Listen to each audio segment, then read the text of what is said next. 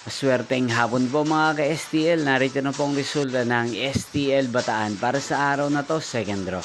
September 21, 2025, araw ng linggo. Naway ang mga natayan pong mga numero kanina ay manalo nawa ngayong hapong ito, 4 PM. Kaya't kunin nyo na po ang inyong mga ticket. Narito na po ang resulta. Ang mga numerong nanalo sa STL Bataan ngayong hapong ito, September 21, 2025, 4 PM, second draw, result 35 at 3 in exact order. At ngayong hapong ito sa STL Bataan, atin pong i-shoutout si Ate Martina ng Bataan. Shoutout po sa inyo, Ate Martina. Sana po ay nasa maayos kayong kalagayan. Inyo pong napanood ang resulta ng STL Bataan sa channel na to, Roderick Hernandez TV.